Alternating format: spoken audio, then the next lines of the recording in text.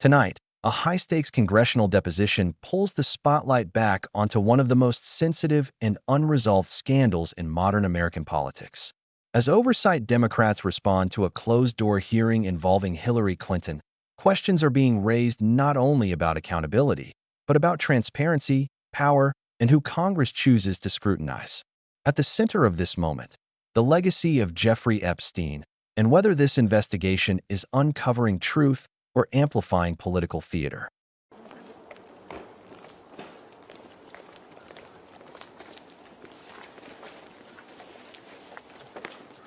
Thank you. I'm Ranking Member Robert Garcia for Oversight Democrats. I'm going to make some brief statements, as will my colleagues, and then perhaps a question or two, and then we're going to get back to the deposition. As a reminder, this deposition has now gone on for about 2 hours, 2 hours plus 2.5 hours, and so it will continue throughout the day. And so, I'm going to be also respectful of not being specific, but we do have some overall statements to make. And a lot of this obviously ties into what the Secretary has already put out herself in her opening statement. I just want to begin by just clarifying and putting emphasis on something that's very important, and it's something the Secretary herself has said. Secretary Clinton never met Jeffrey Epstein. She never visited the island. She never flew on his plane. She also had no knowledge of Jeffrey Epstein's horrific crime. So zero knowledge of any wrongdoing. And you've also all heard that directly from her. Secretary Clinton is also completely cooperating with the deposition and the committee, and is answering questions in full faith and in good faith.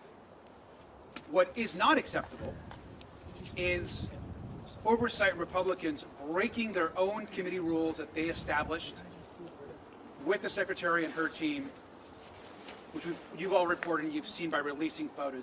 Not acceptable, and it was gracious of the Secretary and her team to continue the deposition. What we also want to say at this very moment is it's becoming more clear every single day is the questions continue to build around this DOJ and the White House and the focus of the majority. We want to understand right now where the missing FBI files are. These are files that accuse the President of the United States about serious accusations around sexual abuse. And the fact that they're not in the files and have been apparently either removed or discarded is incredibly concerning. And so we're calling on Attorney General Pam Bondi to immediately release those files. And lastly, I want to also add that this committee has now set a new precedent about talking to presidents and former presidents. And we're demanding immediately that we ask President Trump to testify in front of our committee and be deposed in front of oversight Republicans and Democrats.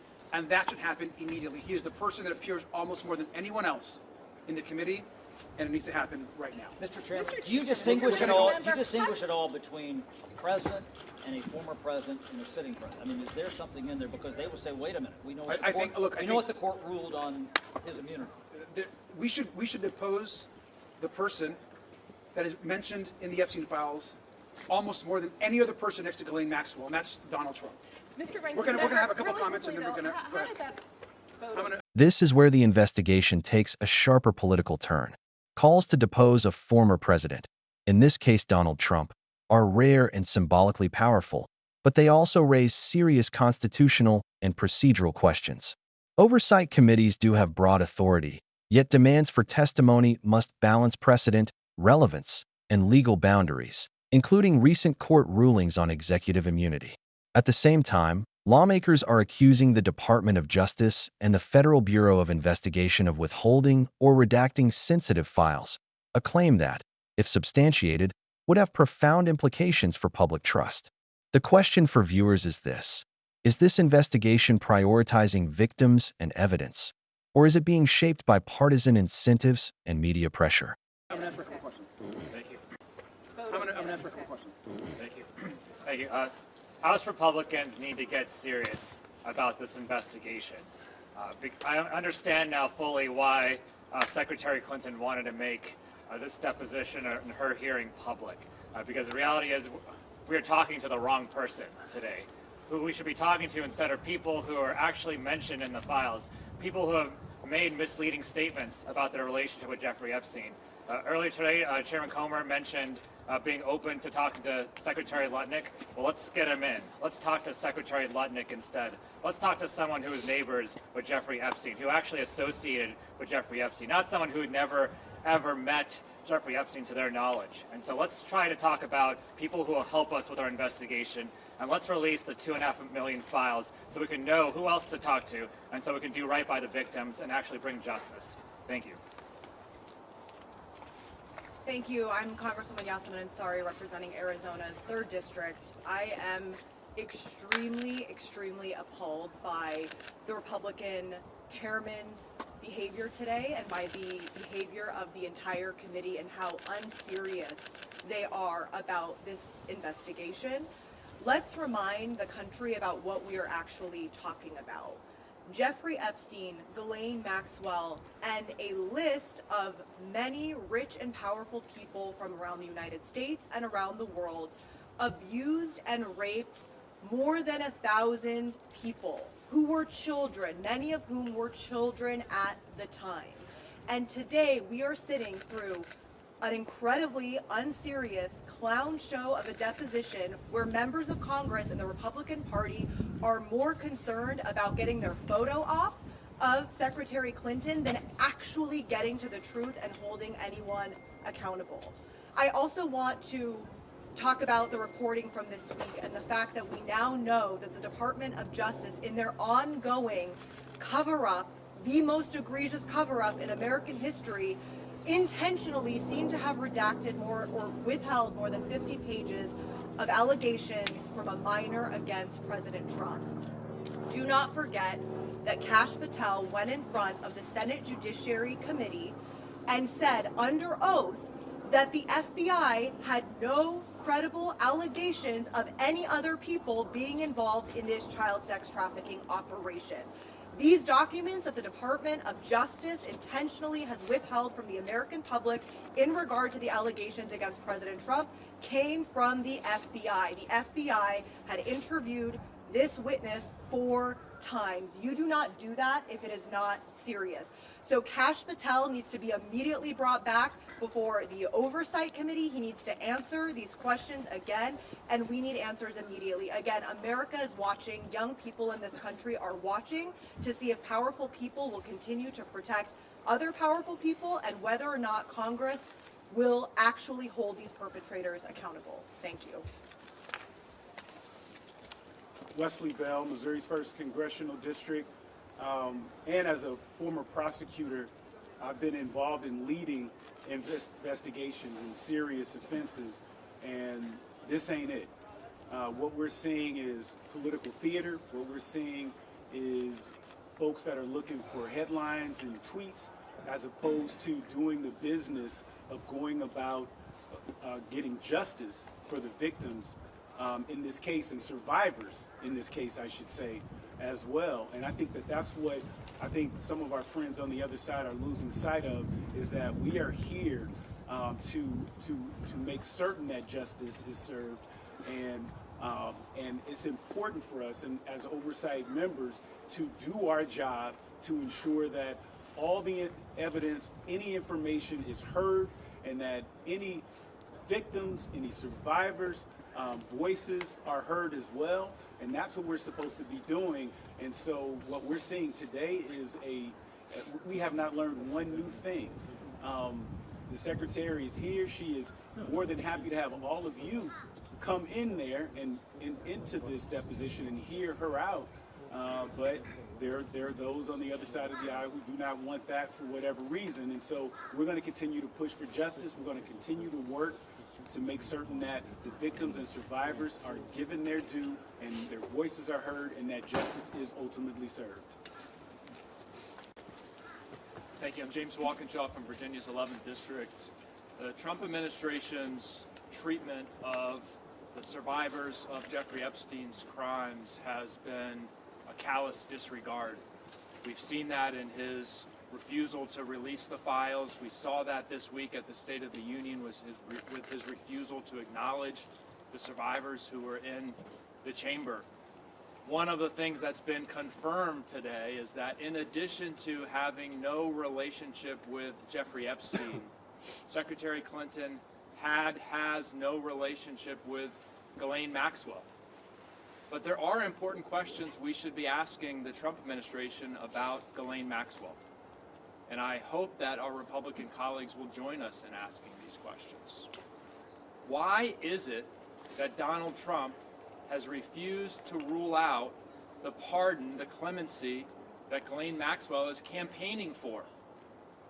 We held a deposition in this committee with Ghislaine Maxwell. She used that deposition as an opportunity to campaign for a pardon. Chairman Comer then walked out before many of you and gave her talking points as to why she should get a pardon. Donald Trump needs to direct Attorney General Bondi to release all the files, to unredact the illegal redactions, and he needs to unequivocally rule out a pardon for Ghislaine Maxwell, who is a monster convicted of child sex trafficking. Why has he not ruled out pardoning her? Why did the Deputy Attorney General spend hours with her, and then why was she transferred to a cushy, lower security prison? Those are important questions we should be asking about Ghislaine Maxwell. We no longer have to ask whether there's any relationship between Secretary Clinton and Ghislaine Maxwell. There was not. Can you give us I'm a going to answer your question. I'm going happened? to answer your question. One second. I'm going to one statement, then one question. Last thing I'm going to say, and I'm going to begin with a question, is we want to make a very clear demand right now, which is that the full transcript, unedited, of the Secretary's questions and the answers need to be released by the majority in the next 24 hours. We need the public and the American people have a right to know exactly what she said, what questions were asked of her, and how she responded. That's transparency. She herself requested that the press and the public be allowed into the deposition. That was denied. And so at a very minimum, they need to immediately release the full transcript, and we're hopeful that tomorrow, for the former president, that the press would be allowed in and the public as well. That's been the request. Thank you, Mr. Ranking Member. How did that leaked photo get out, and do you believe there should be any repercussions? Well, the repercussions should come from the majority and from Chairman Comer. I mean, it was very clear that leaked photo was sent out by a member. I think it's not hard to figure out what member that was by looking at the photo. And the fact it was not just one photo, it was one photo and then a second post that also included a photo as well. And so that was completely against the rules. I think we're grateful that the Secretary continued the deposition, but not acceptable.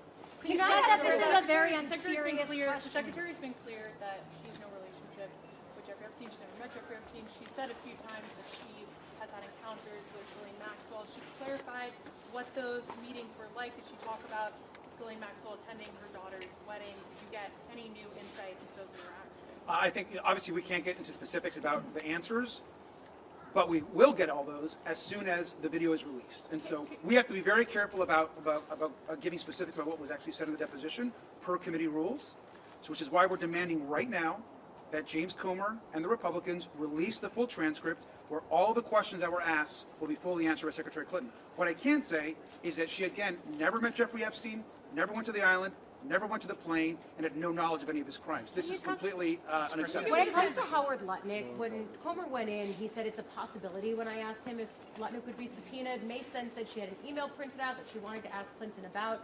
What was that line of questioning like in the room, and was there any discussion about moving forward on a request or a subpoena for Lutnick? We've made the request of Howard Lutnick. It is unacceptable that we have the Commerce Secretary who has lied and lied and lied about his relationships with Jeffrey Epstein, the fact that he went to the island, he went on the plane, he went into business with Jeffrey Epstein, and yet sat there in a chair with a reporter and lied to the American people.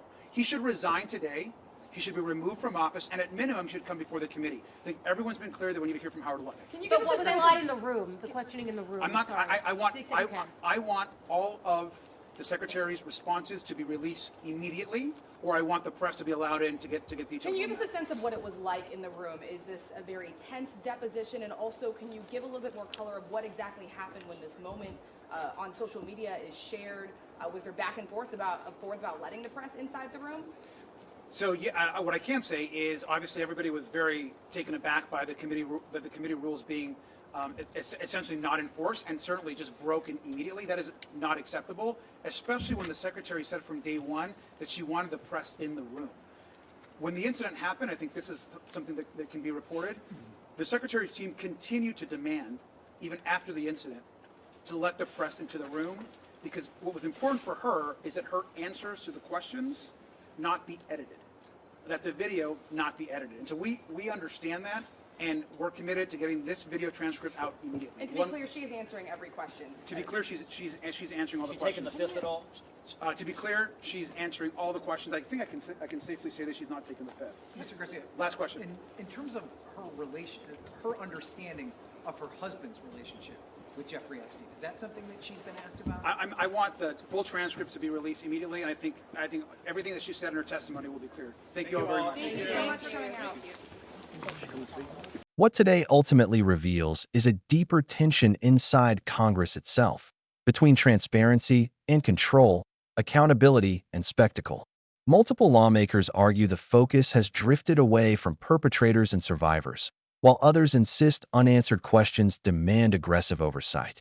The unresolved issue of sealed or redacted files continues to fuel public skepticism, especially in a case as morally serious as this one. Whether this moment leads to clarity or further division will depend on what evidence is released and who is ultimately called to testify. What do you think? Is this investigation moving closer to justice or further into political theater? Share your perspective in the comments. And if you value fact-based, balanced analysis like this, please like, subscribe, and follow for more in-depth coverage of the stories shaping public trust and democracy.